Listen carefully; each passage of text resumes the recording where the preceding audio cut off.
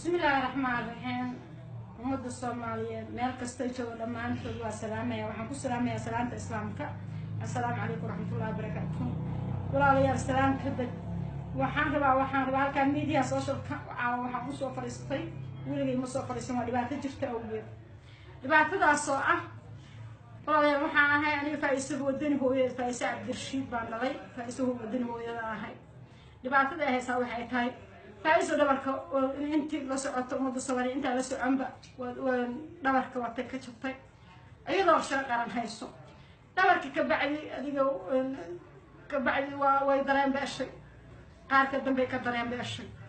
dawladda qaranka Soomaaliyeed baa waxay dhaheen waxbaan u qabanayna madaxweynaha live ay isku arkeen wixii waxbaan u qabanayna Xasan Cali Khayr ra'iisul wasaaraha ayuu ku xibnaatiyay ra'iisul wasaaraha wuxuu waxbaan u qabanayna sidii loola waxaan qabanaa 5 bilood Muqdisho iyo joogto ku qaadatay bacda 5 bilood ka bacdi waxa loo soo xil saaray wasiir Jamaal wasiirka qorsheynta qaranka wasiir Jamaal loo soo xil saaray sida ay ugu dhaheen xildhibaanada markii hore u istaageen oo dhaheen intay is xilqaameen waxbaan u qabanayna markii xildhibaanadu soo xilqaameen ka bacdi Xasan Cali Khayr ra'iisul wasaaraha yiri ana wuxuu qabanaya ballan qaaday ana wuxuu qabanaya ka fariista wasiir Jamaal inuu noo soo xil saaray wasiir Jamaal wasiirka qorsheynta wuxuu nakeenay waana soo qaaday Soomaaliya waana soo qaaday wuxuu nakeenay Nairobi markuu kayana keenay dadka waxa waaye Faa'iiso qof maanta xilligeeda maanta ku awood ku leh maaha waa qof saxabi kaadna qaadayo waa qof dareen beeshay waa qof maanta dabiib u baahan islaam iyo maxamed u baahan waa mutane maxamed u baahan Nairobi markuu keeno ayuu wuxuu la geeyay hotel qaaliye lacag bakad maliyun ugu soo siiyay boorka gudihiisa lacagtii markaa nimid istaalay gashay lacagtii istaalka ku dhamaatay iyo guriga bariye 10 bilyan degan hotelka qaaliga waxaan ka bacdi aan sameynay lacagta loo saartay waxaan guri bilaan keenay guri bilaan ku kirista bishii way dhamaatay waxaan u yeernay wasuulka safiirka oo u jooga Soomaaliya albagadi wuxuu guri kadisi buu naga baxshay dib dambe wax noolaa lama marka laba bilood joognay aan wasiir bil iyo sanad markaan joognay oo laba bilood xilma ay tahay aan wasiir Jamaalkii wacna waxaan wasiir Jamaal maxay taasaan 5 bari gudahooda ay gabadha lagu qaadahay ugu taliye laba bilood si maraysaa maxaa waaye jawaab wuxuu leeyahay maqan yahay dadinada in suuga lama tamir oo kale oo si marayso bishii saddexaad hadda ay noo dhalatay bishii saddexaad ay hadda noo dhalatay ayaan ku cusub waxa wasiir Jamaal maxaa waaye horta taleefanadii naga qabo waaye waan raadinay markii dambe habeenkii doonaa hooyaha ula hadlay wuxuu yiri waxa yiraahdo maxaa dhacay markaa wuxuu yirantahay $200 iyo $200 waxa yirantahay safaaradda jawaabtaas ay soo way noo soo jawaabtana lacagtaas ay ugu jeen $200 iyo $200 maamul saan ka yeelnaa aniga haddaan waxaysto oo maanta awood leeyahay cidna waa tuugsadeen cidna waa baryotameen dawlad ma aadeen shacab walaalaha Soomaaliyeed ma dhibaateeyeen haddaan awood leeyahay anaa qaada lahaa waxaan in kastoo gabadhu qaranka ka dhaawacantay oo Faa'iiso wadani ay qaranka dhaawacantay haddana waalidku dhaw dhibaa waalidkii dhaw anay dhibtaa hooyo aniga hooyo dhibtaa saqaasatan way dhibtaa aabana ma soo koriyo agoon amalan ku soo koriyo weligeed ku shin cibir aleeran igu imaan dhibkeed aaba igu imaan abtikana igu imaan weli qof bilaadan oo maanta kuma la sheeg kara ma jirto hooyo aabana ku soo koriyo ayoo aaba qabtaan aabaan ku soo koriyo xoogeeda maanta koobaad oo ii dhaqaaqday dibkaana iiga dhacay oo ilaahay qadartiisa ku dhacday marka hadda Nairobi ra'iisul wasaarkii oo aabakeen wasiir Jamaal aaniri wasiir Jamaal uu yiri $200 iyo $200 ay safaaradda codsatay oo maxay lacagtaas la iska rabaa ayaan ku warcay waxa wasiir Jamaal ani maanta awood ma lihin oo maanta wasiir Jamaal awooddaas ma lihin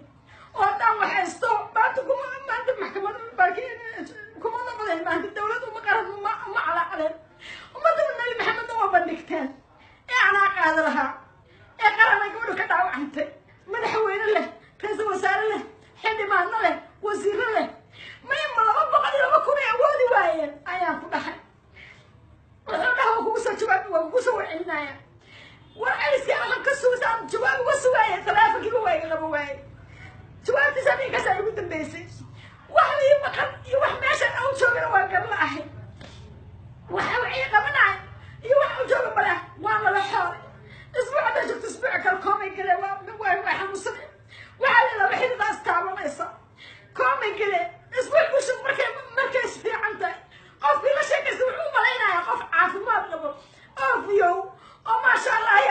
shaqeynaya sacaradii kaadi waa ka socotaa laba xilaa istaalaadka marka dayna koomay galaysaa aniga ilmahaygi 7 ciyaaro oo ayadu laba ay dhashay oo laba jir u yaryahan ka soo tagay waxaan uga soo tagay gabar saaxiibteeda oo qaar lahaasiisa saakada qeyb abun aan soo tagay ama dawladii maanta halkaana keentay qarankeena keena wuu naxaaray ma hayno abu ilmaha ma hayno dawladii ayadii yani halkaan isku dhibaatoonahay maanta iyada wasku ka rafaadsanahay ilmihii meelay ku rafaadsan yihiin oo ay laba dhashay iyadu ana aan shandhalay laba jirna u yar yahay 12 jirna u weyn yahay ayadaa shalayla korinaysay ayadaa ay garab taagneen maanta ayadii xaalkay kaalidi ka qaadaya ummadda nabi maxamed iyo madaxda sharafta leh intaan ogeynaha ogaatee waxaan ka codsanayaa inay si ugu dhuqsaha badan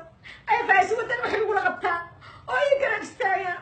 oo ay maanta nolosheena maanta mustaqbalkeeda waa baaba'ay waa 20 jir mustaqbalkeeda waa baaba'ay nolosheeda waa daciiftay maanta boqolkiiba 5 haddii 7 maanta 30 ay maraysaa marka mustaqbalkeedii nolosheedii ay diinkeedii waa sii burburaya waan isku kor dhimanay ummadda nabi maxamed ummadda soomaaliyeed meel kastoo joogaan waxaan rabaa inay waxay kala qabsadaan qaasatan qarankeena madaxweyne cabdullaahi maxamed farmaajo xasan cali kheyre oo shalay halkan arrinteena ogaa oo naga aamusay xildhibaanada soomaali aqalka sare iyo aqalka oo shacabkaba wasiirada ummadda soomaaliya inta u bandhigan inay wax lagaga qabto oo maanta laga istaago oo maanta maanta layla gubto layla muwaadiniin maanta liimuujiya codsi idinkaga ahay wasalaamu calaykum waraxmatullaahi wabarakaatuh